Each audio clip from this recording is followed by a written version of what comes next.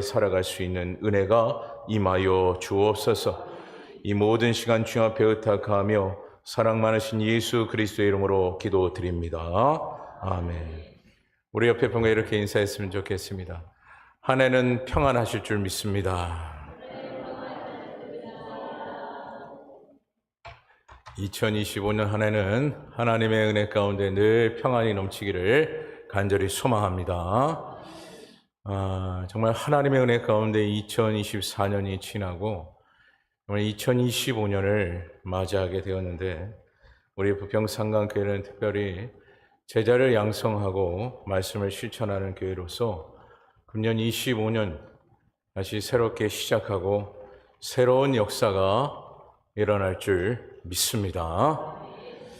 지금 나라 국정을 보면 매우 걱정스럽고, 또는 경제를 보아도 매우 걱정스럽습니다.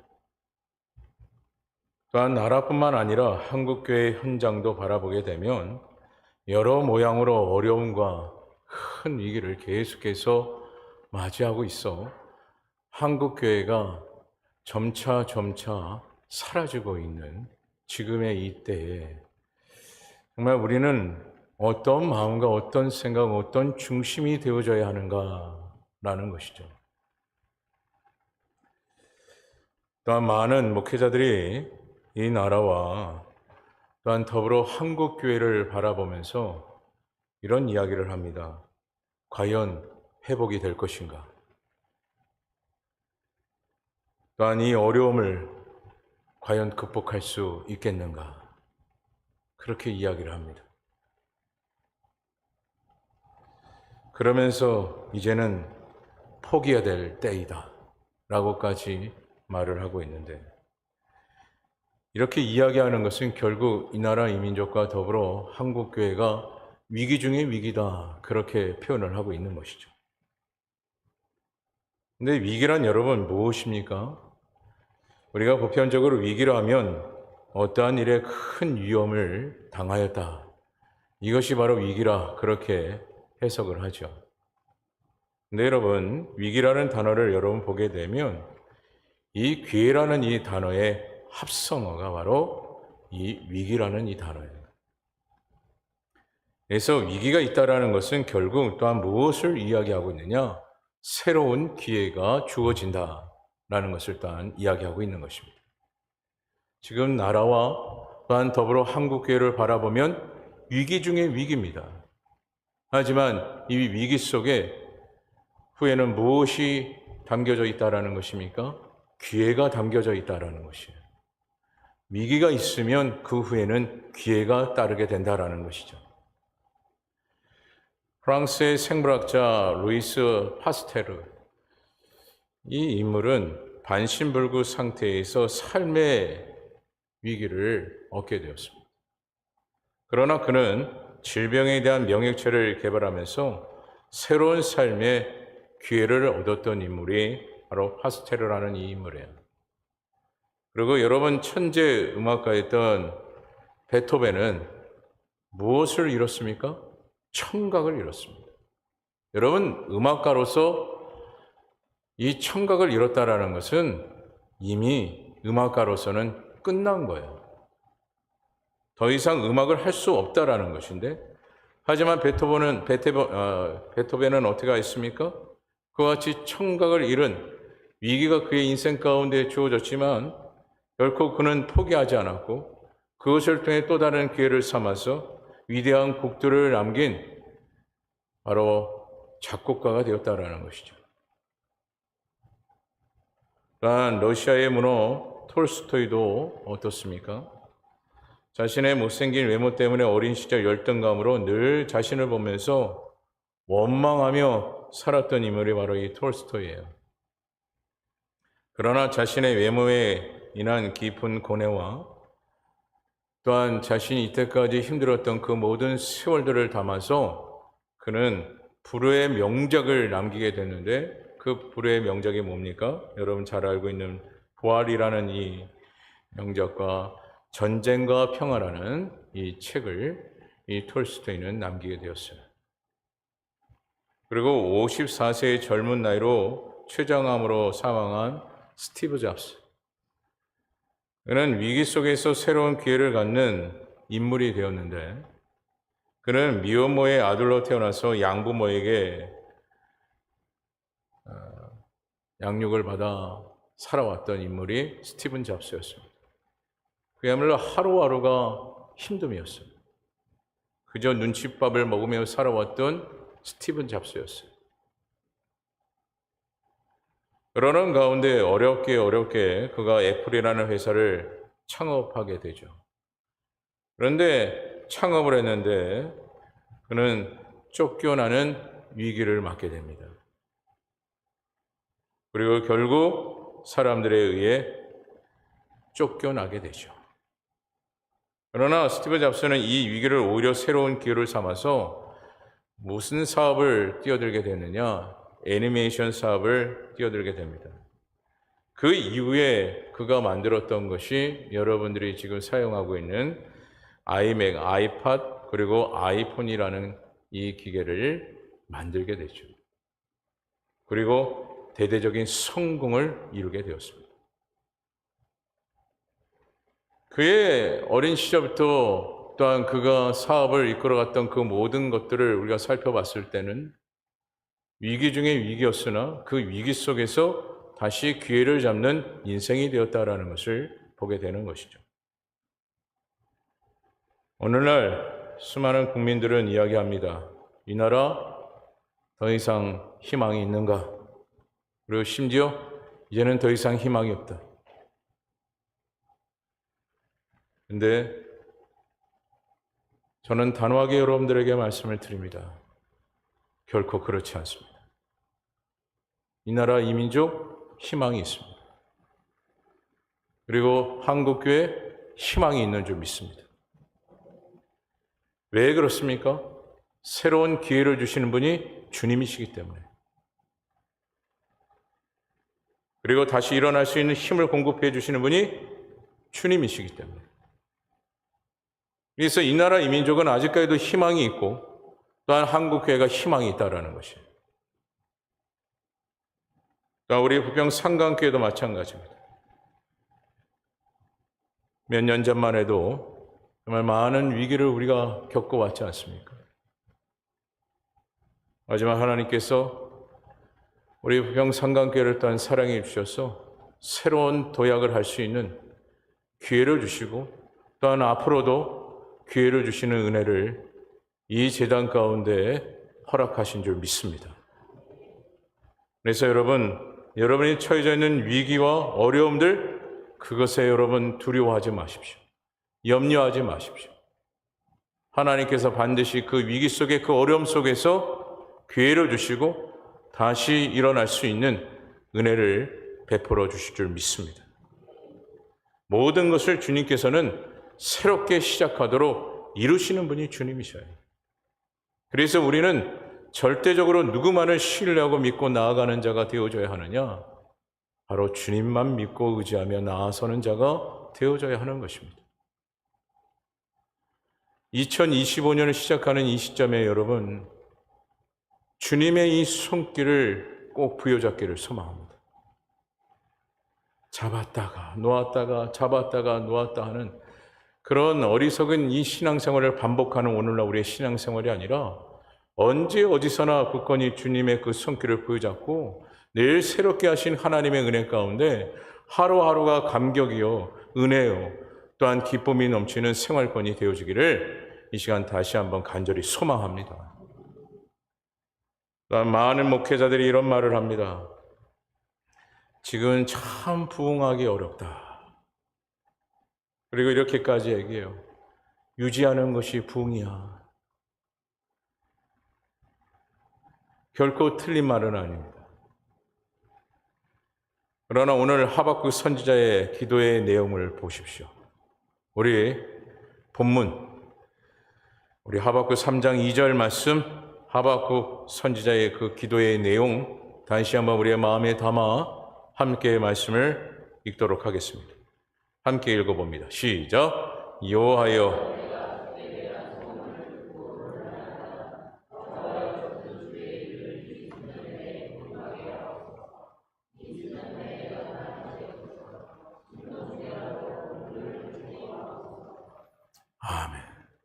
지금 하박국 선지자의 간절한 기도의 내용은 무엇입니까? 부흥케 하옵소서. 이 수년 내에 부흥케 하옵소서. 이 수년 내에 나타내시옵소서. 이것이 하박국 선지자의 기도였어요. 여러분, 당시 이 기도가 합당한 기도였느냐? 그렇지 않았습니다. 오늘날 현대 시대에도 부흥이 되겠는가? 유지하는 것만 해도 부흥이다 라고 말하고 있는 이 시점에 부흥이라는 것 자체가 기대할 수 없는 지금의 이 시국 가운데 오늘 우리는 하박국 선지자의 이 기도를 통해서 우리에게 깊이 마음속에 우리에게 심어야 될 것은 무엇이냐? 하나님께서는 반드시 이루신다라는 것이죠. 여러분, 하박국 선지자가 기도하는 그때에도 도저히 일어날 수 없는 상황이었습니다. 그저 그때 그 상황은 지금과 더 힘든 상황이었어요. 그저 살아남는 것만이라도 다행이었던 그때 그 시대였습니다. 근데 지금 하박국 선지자는 뭐라고 기도합니까? 이 수년 내에 부흥케 하옵소서. 그것이 하박국 선지자의 간절한 기도였어요. 결국 하박국 선지자는 이 기도 속에서 무엇을 담고 있다라는 것을 보게 됩니까? 지금은 위기지만 하나님은 이것을 통해서 기회를 주실 것이다. 이것이 하박국 선지자의 간절한 마음이고 기도였다라는 것이죠. 오늘 우리 부평 상강교회도 그렇습니다. 과연 될까? 지금까지 잘 안 됐는데 또 올해 시작한다고 될까? 이런 비관적인 생각을 오늘 우리는 내려놓아야 할 것입니다. 기회를 주시는 분은 주님이시기 때문에 기회를 잡지 못한다면 그저 우리는 염려하며 살아갈 수밖에 없습니다. 비관적인 그 생활이 될 수밖에 없습니다. 하지만 새롭게 하시는 그 하나님, 기회를 주시는 그 하나님을 우리가 믿는다면 이 비관적인 생각을 다 내려놓고 새롭게 시작하시는 하나님의 놀라운 역사 가운데 우리는 기대하며 하박국 선지자처럼 수년 내에 부흥케 하옵소서라는 이 간절한 기도가 오늘 우리의 기도가 되어야 할 줄 믿습니다. 그리고 여러분 기억하시기 바랍니다. 하나는 우리가 기대한 만큼 또한 꿈을 꾼 그 꿈만큼 이루시는 분이 또한 일하시는 분이 주님이라는 사실이에요. 우리가 소망한 만큼 하나님께서 그 소망에 함께 하시는 분이 주님이라는 것입니다. 그래서 시편 81편 10절에 이렇게 말씀을 합니다. 우리 시편 81편 10절 말씀 다 같이 한 목소리로 함께 읽어봅니다. 시작. 나는 너를 애굽 땅에서 인도하여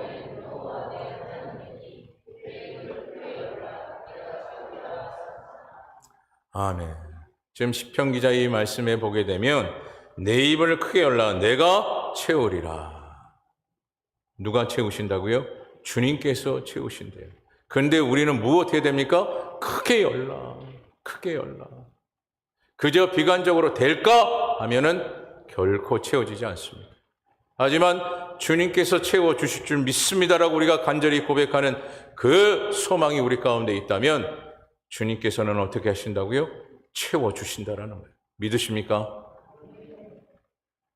그래서 오늘 우리는 기도하되 어떤 기도가 되어져야 되느냐? 기대하며 기도하는 자가 되어져야 돼요.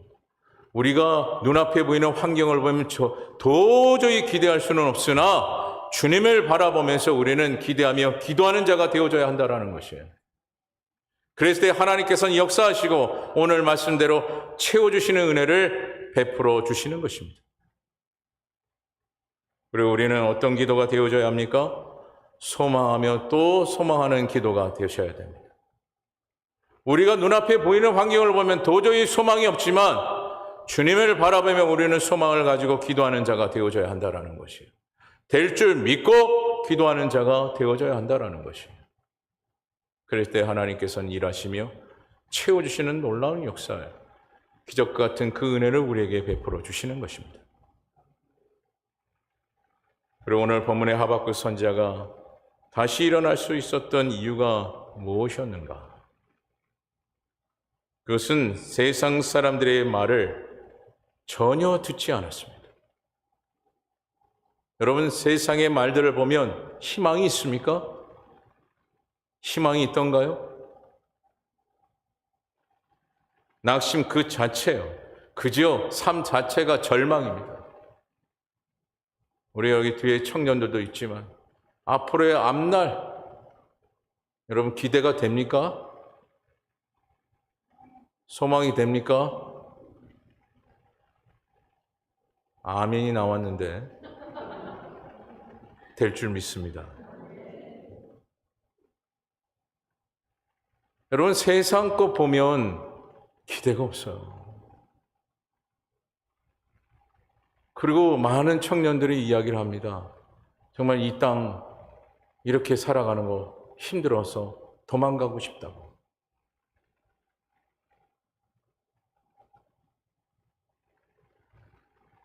오늘 하박국 선지자는 이 세상, 희망 없는 이 세상의 말을 듣지 않았습니다. 오직 어디에 집중하였느냐? 하나님의 말씀, 능력의 말씀, 그 말씀에 귀를 기울였다라는 것이에요. 그랬기에 오늘 이와 같이 하박국 선지자는 기도했던 것이에요. 수년 내에 하나님께서 부흥케 하신다는 그 놀라운 역사를 기대하면서 오늘 하박국 선지자는 이와 같이 기도할 수 있었던 것입니다. 그래서 여러분, 올 한 해를 시작하는 이 시점에 있어서 여러분 세상의 말에 귀 기울이지 마세요. 사람들의 말에 귀 기울이지 마세요. 오직 하나님의 말씀에 귀를 열어 그 말씀 듣기를 즐겨하는 자가 되기를 소망하고 그 말씀에 힘을 얻어서 하루하루가 소망이 되주고 또한 하루하루가 또한 하나님의 큰 축복이 여러분의 생애 가운데 넘쳐나기를 간절히 소망합니다. 오늘 이와 같이 하나님께 주시는 이 기회를 또한 우리가 얻기 위해서는 우리가 해야 할 준비가 있는데 그것이 무엇이냐? 철저한 회개예요. 회개가 필요합니다. 여러분 다니엘 9장을 보면 다니엘 그 인물이 정말 하나님 앞에 간절히 기도했던 그 기도의 대목이 다니엘서 9장의 말씀을 통해서 잘 나타나고 있는데 다니엘은 예레미야의 그 책을 통해서 1년에서 2년 후면 이스라엘 백성들이 포로 생활에서 해방된다라는 그 진리를 그 언약의 말씀을 깨닫게 되죠. 그런데 이때 다니엘의 반응이 참 재밌습니다. 우리가 일반적으로 포로 생활을 하고 있는 그 시점에서 하나님의 말씀을 딱 들었는데 그 말씀 속에 곧 해방이 된다라는 하나님의 말씀을 딱 보는 순간 어떤 마음을 가져야 하는 것이 정상적입니까? 기쁜 마음을 가져야 하는 것이 정상적인데 그런데 다니엘은 그 소식의 그 말씀을 딱 듣고 난 이후에 어떻게 했느냐? 간절한 마음으로 하나님 앞에 기도했다라는 것이에요. 해방됐다라는 그 기쁨은 뒤로 하고 오히려 간절하게 기도했다라는 거예요. 그 기도의 내용이 다니엘서 9장 3절의 말씀인데 이렇게 기도를 합니다. 우리 다 같이 한 목소리로 함께 읽어봅니다. 시작. 내가 금식하며 베옷을 입고 죄를 덮어쓰고 주 하나님께 기도하며 간구하기를 결심하고. 여러분 해방된다라는 이 기쁨의 소식을 들으면 모든 이스라엘 백성들에게 알리고 또 알려야 했는데 근데 다니엘은 지금 무엇하고 있습니까? 금식하며 베옷을 입고 죄를 덮었었다라고 하고 있어요. 그리고 간절히 기도하고 있습니다. 그렇다면 왜 다니엘이 이와 같은 이 행동을 보이고 있을까요? 이것은 이스라엘 백성들의 70년간의 그 포로 생활이 선조들의 탐욕의 죄로 인하여 하나님께서 강제로 70년간의 안식을 하셨다는 것에 대한 탄식을 지금 하고 있는 것이고 또한 오늘 다니엘서 9장 3절의 이 말씀처럼 간절한 마음으로 회개하고 있는 겁니다. 그런데 여러분, 지금 다니엘이 잘못해서 지금 회개를 하는 겁니까? 지금 다니엘이 회개하고 있는 것은 누구의 잘못 때문에 회개를 하고 있습니까? 선조들의 잘못된 그 모든 죄악들을 마음에 담아 오늘 다니엘은 이와 같이 기도를 하고 있다라는 거예요. 회개하고 있다라는 거예요. 그래서 여러분 다니엘서 9장 5절에서 7절에 보면 이렇게 기도를 합니다. 우리 다니엘서 9장 5절에서 7절, 우리 좀 길지만 한 절 한 절 마음에 담아 함께 읽어보도록 하겠습니다. 먼저 5절입니다. 시작.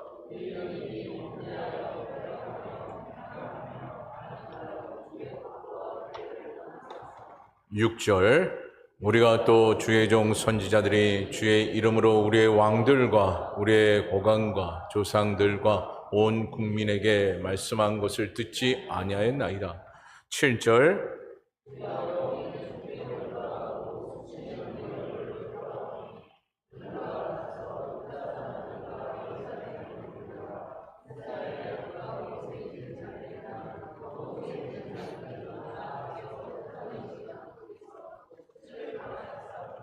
이는 그들이 주께 죄를 범하였음이니이다. 아멘.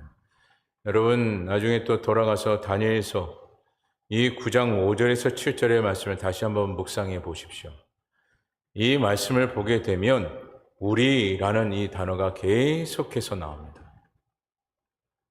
그런데 이 문맥상을 보면 우리가 아니라 그들이라고 해야 돼요.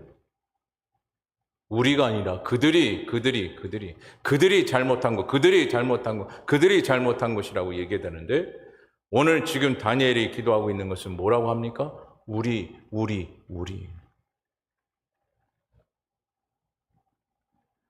지금 다니엘은 옛 선조들의 죄를 우리라는 이 단어와 함께 그 모든 죄가 자신의 죄로 여기며 기도하고 있는 것을 보게 되는 것이죠. 여기서 우리가 깊이 깨달아야 할 것이 무엇입니까? 우리가 나라를 바라보면서 또 때로는 교회를 바라보면서 또 때로는 가정을 바라보면서 도대체 왜 이러는 거야? 라고 우리는 한탄할 때가 있지 않습니까? 그런데 우리가 한탄만 할 것이 아니라 오늘 다니엘이 우리라는 단어를 사용하면서 자신의 문제처럼 자신의 죄로 여기며 기도했던 이 기도의 내용이 오늘 우리의 기도가 되어야 한다는 것이에요. 이 기도를 통해서 하나님께서 일하시고 이와 같은 이 회개의 기도를 통해서 역사하시는 것이에요. 언제나 우리는 상대방의 어떤 문제를 두고 손가락질하고 큰 소리를 칠 때가 많지 않습니까? 하지만 그러기에 앞서 이제는 우리가 어떤 마음을 가져야 합니까? 우리라는 그런 마음과 함께 그를 위해서 무엇하는 자가 되어져야 할까요? 기도하되 또한 그를 위해서 내가 잘못한 것처럼 회개하는 자가 되어져야 하는 것이에요. 지금 한국교회는 붕에 대하여 서로가 책임을 회피하고 미루고 있습니다. 그래서 참으로 안타까운 것은 부응이 안 되는 것을 성도들은 목회자에게 미루고 있고 또한 목회자는 성도들에게 미루고 있습니다.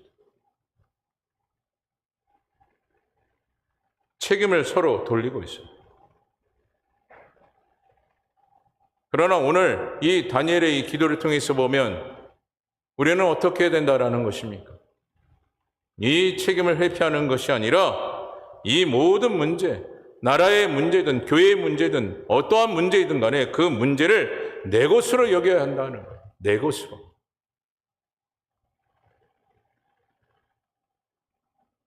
그리고 다니엘의 기도처럼 구체적인 간절한 회개의 기도가 오늘 우리에게 필요하고 그와 같은 회개의 기도를 통해서 하나님께서는 새롭게 시작하는 은혜를 베푸신다라는 것이죠. 여러분, 새로운 2025년을 우리가 맞이하게 됐는데 진정 여러분들이 새로운 역사를 기대한다면 우리는 어떻게 해야 된다고요? 다니엘과 같은 회개의 기도가 되어야 합니다. 올 한 해를 여러분 기대하신다면, 다니엘과 같은 회개의 기도가 없다면 새로운 역사는 일어나지 않습니다.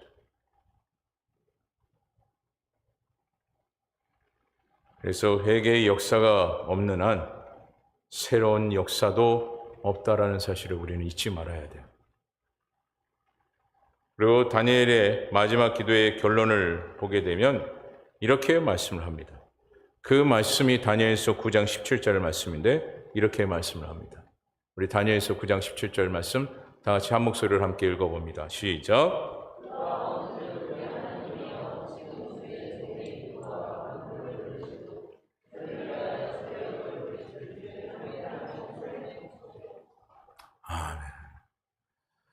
지금 참된 회개의 기도, 우리라는 그 단어를 사용하면서 그 모든 죄가 자신의 죄처럼 여기면서 참된 회개를 하였던 이 다니엘, 그가 마지막으로 기도했던 그 결론의 기도가 무엇이냐? 주의 얼굴 빛을 주의 황폐한 성소에 비추소서. 이 뜻은 어떤 의미를 담고 있느냐면 하나님의 영광의 회복이 될 줄 믿습니다. 이 기도에. 그래서 이 시간 오늘 우리가 간절히 바라며 소망해야 될 것은 무엇이겠습니까?